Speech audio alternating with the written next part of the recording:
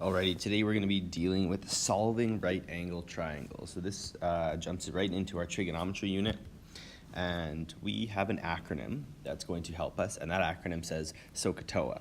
And that tells me I have sine, I have cosine, I have tangent, and it tells me the ratios of the sides of my right angle triangle that I have to use.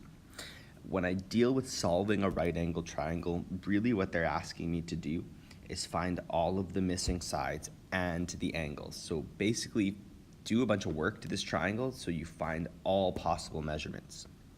So I look at this very first example. I'm given a triangle, and that triangle is LNM, and I'm asked to find a side L, side M, and angle L. So I gotta find everything. Now, it's gonna be very easy for us to start by finding this unknown angle. The reason why, I already have two angles of that triangle. So I know from previous courses that 180 degrees is the total number of degrees in a triangle. So all I need to do is subtract the other two angles that are in there, and we can find the missing one. So if I take 180 minus 90 minus 32, the third angle of my triangle is 58 degrees. Okay, after we do that, it really is up to you how you want to start this. There really is no right or wrong way to go about it. So I'm just going to pick. We're going to go ahead and find side L. Now is where you get a choice. So I'm going to use angle 32 degrees. That's what they've given me in the question. So if I look at that angle, side L is going to be my adjacent side, and 27 meters is going to be my hypotenuse.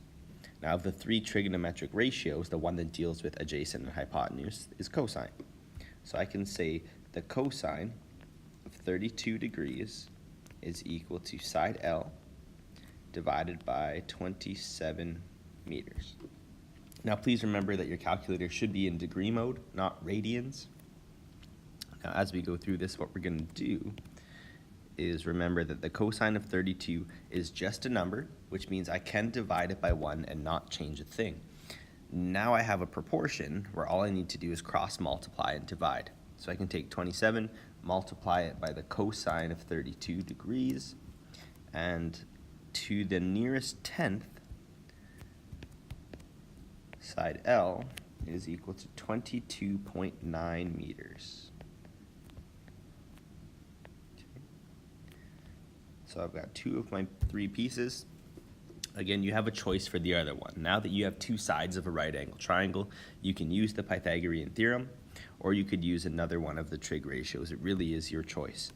Now, since we've already used one of the trig ratios, maybe we'll use the Pythagorean Theorem just to keep it interesting.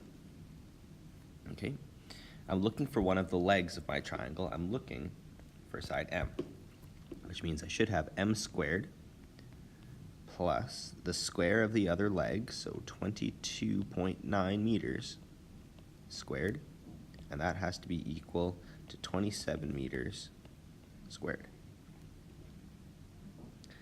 M squared can stay by itself, and we're going to move, maybe I'll do this. We're going to subtract 22.9 squared on both sides. Because really, I don't want it on the left side anymore. I just want to have an expression for M squared. So on the right, we have 27 squared minus 22.9 squared. So M squared is going to be equal to 204.59.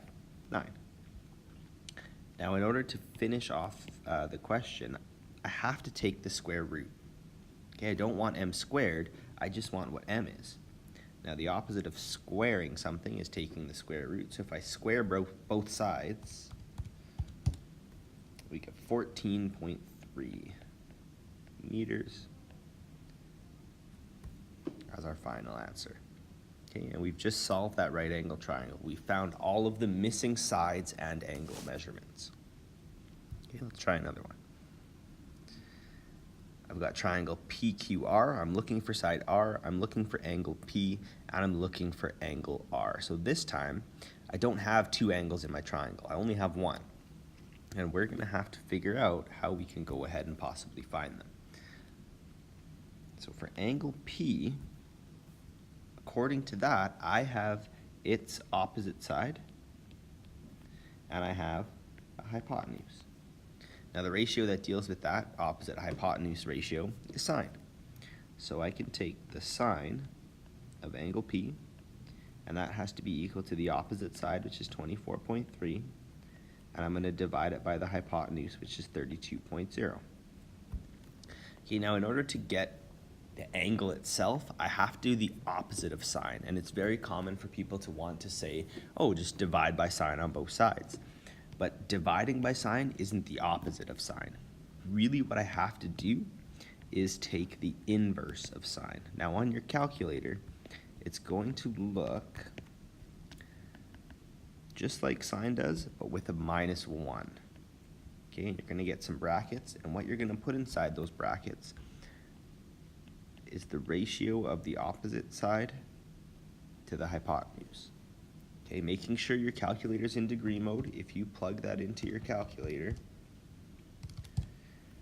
you will get a degree measurement, so an angle. Now I think we have to go to the nearest degree, so it should be 49 degrees.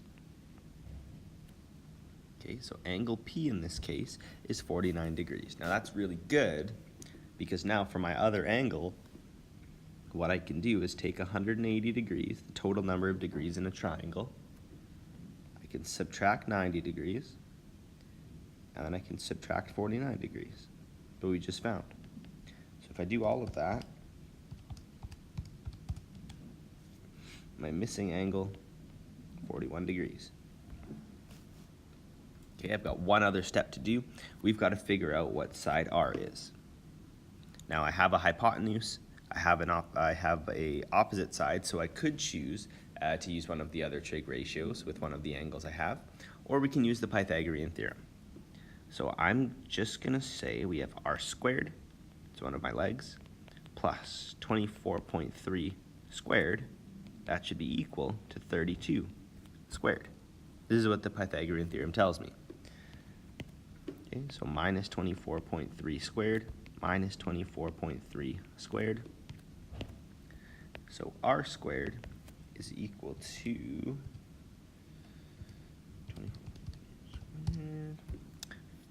433.51.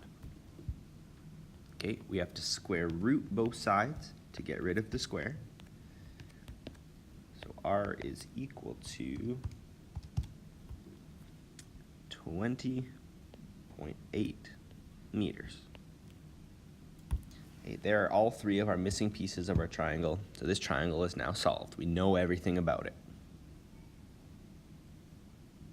Okay, down below we've got some practice ones we can go through, but you have all of the answers to those in your notes, and I'll scroll down for people who may not have them, just so they can see the answers as well.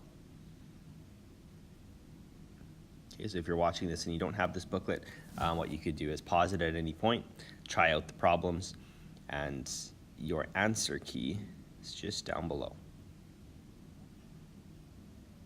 Okay, next time we'll talk about just some problem-solving questions, and we hope to see you next time.